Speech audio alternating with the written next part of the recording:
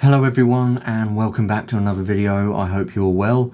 So in today's video I want to talk to you about some images that I captured when I was down in Albany, where I didn't actually make a video for because I was actually catching up with friends and it didn't feel right for me to actually get my camera out and talk to it while I was catching up with friends. Some of the friends, one of the guys I haven't seen in a while and one of the guys I hadn't met before, so it was really nice to get out and chill with them. And it was also a way for me to actually get some just time in without the pressure of making a video as well with the Canon 6D. Now, I think I've mentioned how old this camera is. This year anyway, it's 11 years old. It came out in 2012, so it is getting on quite a bit now, but it doesn't mean the images are that far apart from what you can actually get today.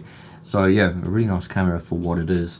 But I wanted to also use this camera to actually work out what I really need from my system. Do I need to go back to medium format, or will the Canon work out for me?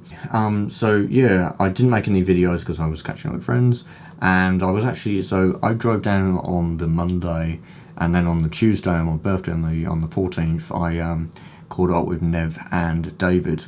And then we went out to a couple of locations down there. I'm going to show you some photos I captured on my birthday, and then the next day I was actually going to go out and on my own and take some photos, but I ended up bumping into David. We were both going opposite directions and we pulled into the same place without knowing, and we went, oh, we're just surprised to see one another. At least it was for me. I don't know his intention. But yeah, it was nice. And then I ended up going out and taking the photos, and I actually did get my feet a little bit wet. Because I was really wanting a composition. But anyway, we'll go into the images now on the screen. And this first image was taken up at Stony Hill, down in Albany. Now, I've taken photos of this before. I shot it with my X1D that I had last year, and then I think I maybe shot it in May or April last year. And then I also took my Hasselblad down, I think it was late last year, on a bit of a trip. What was I doing? Yeah, I can't keep track of everything. But I took my H4D down there, and also took my Leica down there when I was just doing a little day out sort of thing. But on this one I wanted to see what the actual performance of the 24-105 is, because I haven't actually used the lens before, so this was really sort of my first day with it and shooting landscape. So this was I think this was one of my first landscape photos with this lens, so I really wanted to see how it performed. And if we have a little look in this image, so going on the nice big folder up here, we are recording this on my BenQ monitor using the QuickTime player on the Mac, and it does a nice screen record here. Now this isn't a 4K monitor, so it's probably not going to record quite a high resolution. It's more of a full HD sort of display, but this is what I use for all my editing. The display is a BenQ SW240, so it's a 24-inch display. Works. I really quite like this size. So there's quite a lot of detail actually in here. I was actually really quite surprised. There is a little bit of fall off of sharpness on this back rock, which I'm quite surprised about, considering we're shooting at f11. If I was shooting on medium format, I would be shooting at like f16, and everything should have been in focus. Maybe this is just down to optical performance, I don't know, because there is quite a bit of detail in the foreground here, in the front of the scene, but as you can see, there is sort of some weird sort of artifacts, I think more softening towards the corners, but we were quite close. So the closest distance towards the camera that you can see in the frame was probably about half a meter, maybe less than a meter away. So I'm pretty impressed by how much I'm able to get in focus, and this is not a focus stack image. We've just shot this at f11, ISO 50, 24mm, and 1/20th of a second. But yeah, pretty happy with the image, and there was no There were no clouds on that day, so I ended up just darkening the sky and giving just a bit more,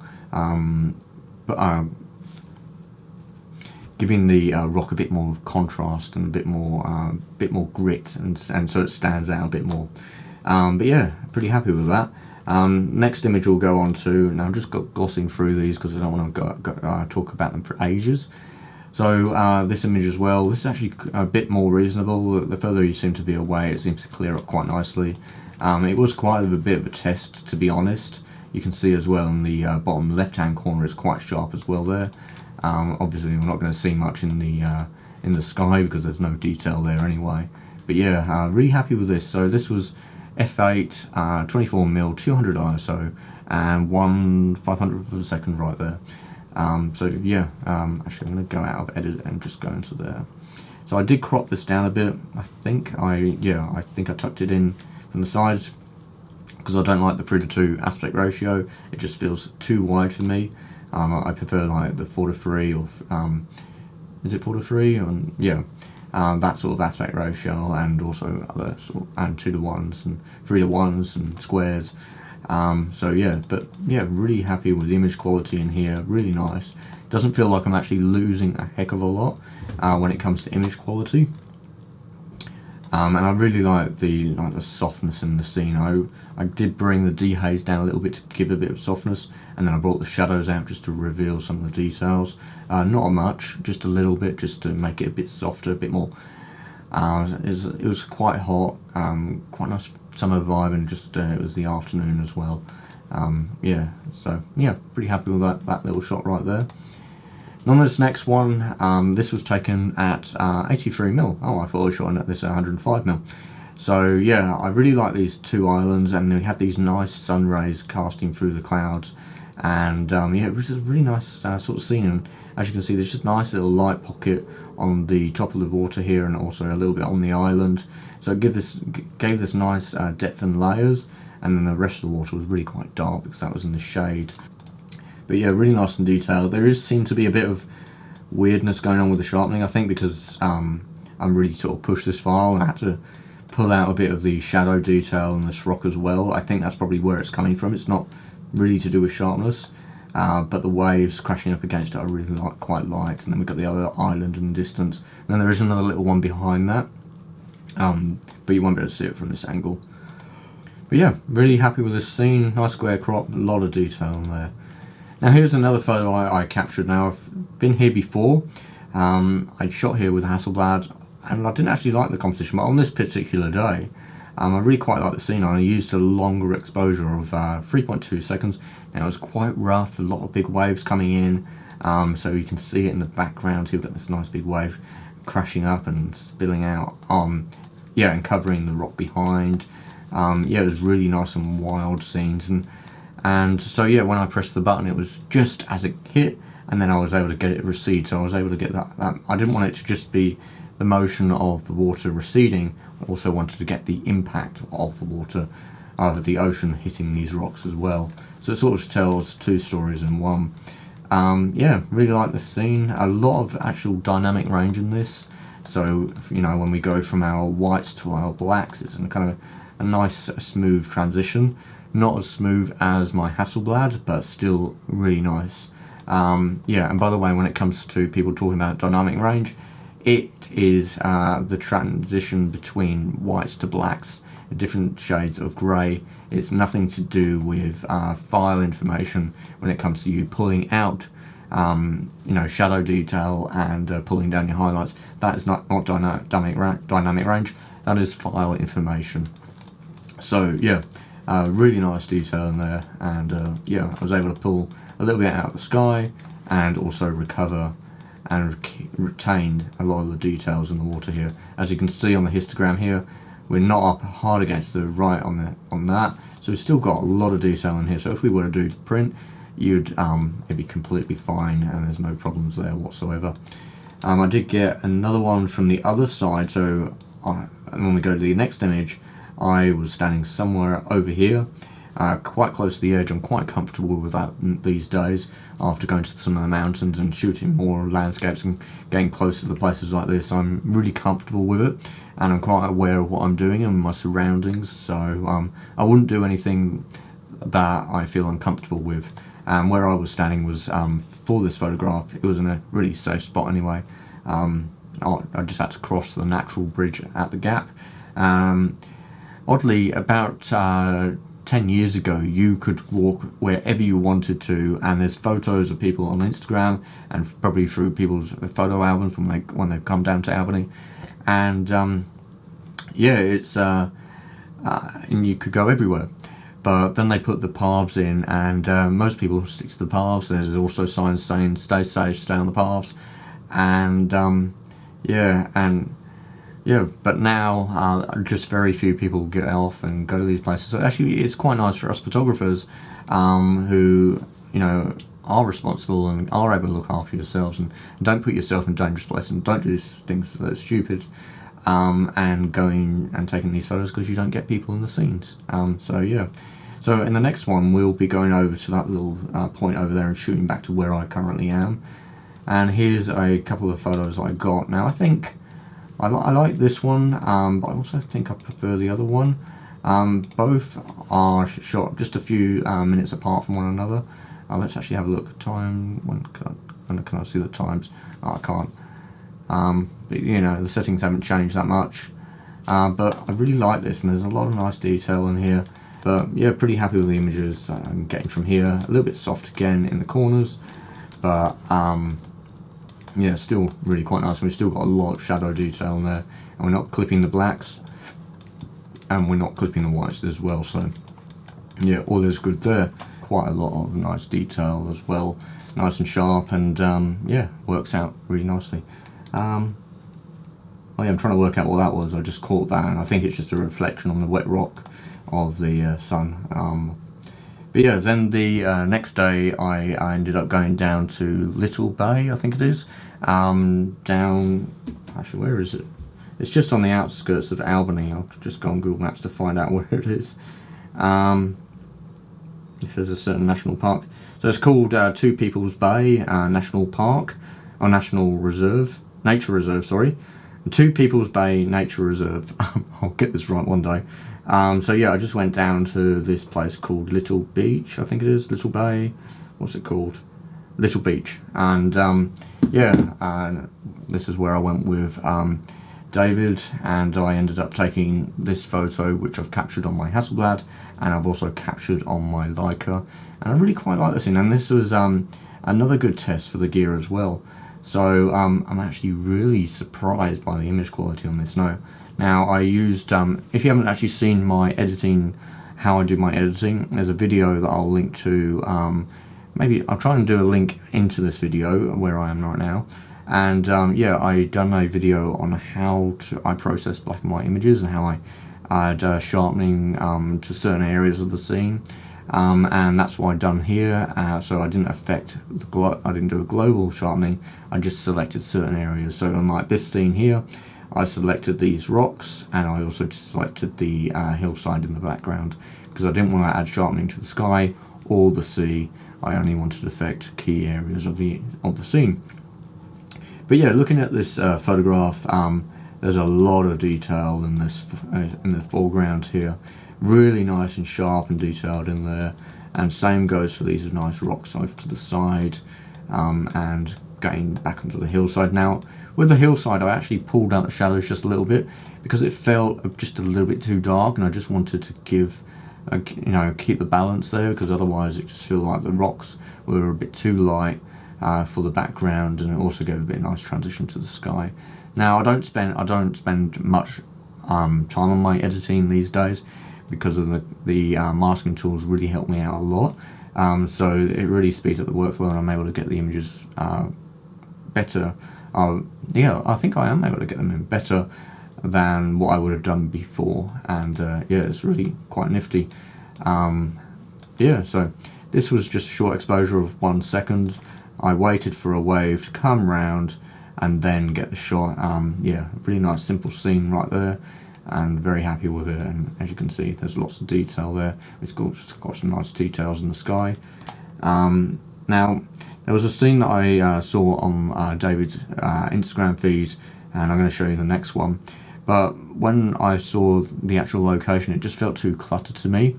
So what I've done is I singled out these two rocks here. Now, there was another big rock to the right here, but yeah, as I said, it felt cluttered, it felt busy, and I wanted to just isolate these two rocks and focus on and bring your interest to the background on those mountains in the distance.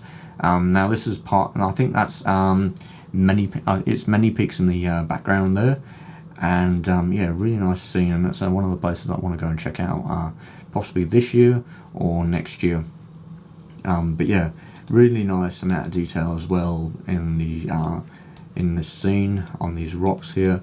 So as I said, this is also where I done isolated sharpening, where I just basically sharpen these rocks right here, and a little bit of sharpening on these other ones where you can just still see some of the detail on them. So I want to reveal some of that, and I also done a bit of sharpening on the foreground here. Now, to get this photograph, I actually got my feet wet, not on purpose, and I didn't plan on it. Just a couple of freak waves came in, and I got my boots wet. Weren't completely soaked, but my socks got wet, and I was just in wet shoes, wet boots the rest of the day. But I had fun, and I had no regrets doing it. Yeah, it got me these lovely, nice photos, and I do love my long exposures. So this was a long exposure of almost, what is it? Just, man, what's that? I'm not very good. Yeah, just under 3 minutes. So we're using the long exposure noise reduction on the camera as well. Shot at f11, 30mm ISO 50, and to be honest, I have not removed any hot pixels at all from this scene. And if we go and have a look in here, you can maybe see one there. It's not as bad as I expected, but for me to do this shot, got another one there, another one there. They're kind of show up black, and sometimes they show up white. Can't really see much in the foreground right here. But yeah, I can really sort of see these are better on this screen versus the Apple display on my computer. But yeah, not too bad with hot pixels. But the problem with this, I could have taken 2 photos instead of the one in the time frame, because I had to wait for the camera to do another almost 3 minute long exposure to remove the noise. So yeah, it layers it takes the first image, and then it takes the second image, and then it overlays it somehow. I don't know how it all works, and then it cancels out whatever is noise, whatever is which is electronic or something. I don't know. I don't go into those details. I'm more about taking the photo and using the gear and seeing what happens. I don't mind the softness in the background, because I didn't want that to be sharp. I wanted it to be soft, so this whole scene is a nice soft transition. You know, you've got the nice soft water. We've got these slabs of rock which just slightly raised above the sea, and that as the water goes around it. And you know, I didn't use a polarizing filter as well, because I wanted to keep the reflections of the clouds in the scene. If I used a polarizing filter, this sea would have been black. Nice if this was printed and put in a book. And I think this is one of those images where I will actually put it in the book I'm going to be working on. So yeah, I really like that image. A lot of nice detail in these clouds up here as well. The clouds sweeping off to the right here and coming towards us, and going off to the, I can't remember if they're going to the right there. I think they were. So yeah, really quite nice little scene in there. Then actually in this scene, I decided to have a go at putting my infrared filter on the camera just to see how it would actually go. And yeah, actually done quite a surprising job. So if I didn't have the infrared filter on, these mountains or these hills with all the in the greenery on it would have been black. Actually, we can see some hot pixels right now. We can see one there, one there, one there. And yeah, and you can see them there. You can really see them actually in this shot, and also up there. Yeah, it's just littered with actually hot pixels in this. And this was 2 minutes and 205 second long exposure, f11, ISO 50, 24mm. But yeah, this filter does get the scene a bit soft. which isn't ideal. You can see another hot pixel there. So if I were to edit this, I'd have to really be quite picky. You can see another one there. There's a load of them littered around the scene. Where's another one? That might be one, maybe. But yeah, not nice. Another one there by the look of it, another one there. But yeah, a bit of softness in the corner. But this is more down to the filter and maybe a bit of movement as well. But yeah, it's quite sharp in the center of the scene. But when I do get one of my cameras converted, my M50s converted to infrared, it'll be quite nice, and it'll be a lot sharper because it'll be full spectrum. I'm going to actually send that off hopefully this month when I get paid next time. So yeah, really quite happy with that. I don't really like the 3:2 aspect ratio. I probably would have gone with something maybe like a 4:3, a little bit tighter, maybe something a bit like that. Yeah, that feels a bit more personal. It gets really, it just felt like there's good negative space and there's bad negative space. That just felt like it was just stretching the scene out too much. I like a bit of depth to it, or I could also bring it down just a little bit further. But yeah, it's just all about trying to find that nice balance. And then we headed over to another little beach. We were actually really struggling with this place, but I really quite like this like root structure right here of this tree on the beach here, along these nice rocks in the background, and I wanted to make a little bit of a feature out of it. And as you can see, it's nice and sharp in there. Give us some hot pixels again, and this was another long exposure of 208 seconds. So yeah, it's this wasn't using the infrared filter. This is just using a 15 stop ND filter, no polarizer. And yeah, as you can see, more hot pixels down here. And I didn't want to use a polarizing filter because I wanted to keep the surface of the water nice and light, so the contrast between the roots and the water, you have that clear distinction between the two. But yeah, pretty happy with the image. It's a little soft in the background for my liking, even at f11. I think if I was shooting on Hasselblad, I could have shot at f20. I could have had a lot of this in focus. Yeah, pretty impressed by the Canon 6D. For the age of it and the price of these cameras as well. You can pick them up for about $600, sometimes less. I paid $450 for it. It is a bit beaten up. There is a few scuffs. It's not perfect, but the inside of the camera still works and functions. So yeah, can't argue with that. And now I've actually I've just purchased myself a unbranded L bracket for the camera, which is actually made for the camera. And it works really nicely, and I've got a little area where I can easily run my shutter release cord through, so I can just open up the flap on the side of the camera right here, and then run the cord through, and then put it into the put it on the side of the on the tripod, and it still doesn't interfere with the actual cable, which is really nice. And yeah, before I was having to use the Pro Media Gear universal bracket and remove the screws, remove the side L bracket, put the plug in, and put it all back together again, so it was a bit of a faff, but now it's going to be easier as well. So yeah, I think I may be making another video on this camera and a new lens I acquired. As before, I've got another video that's going out where I actually took some photos up in Perth Hills as well, so that's something to look forward to as well. Anyway, alright, so I'm going to end the video here. Hopefully you've enjoyed it. Yeah, I don't really like sort of making these sort of videos. It feels a bit, I prefer bringing it out on location, to be honest. And also, if I were to make videos like this, I would prefer to show you the editing process. But this is I just wanted to recap some of the photos and just show you some of them that didn't actually make the cut into some of the other videos, and I wanted to fill in some of the blanks as well. So yeah, I'll let you go. Hopefully you enjoyed this video, and I'll see you on the next one. Okay, bye for now.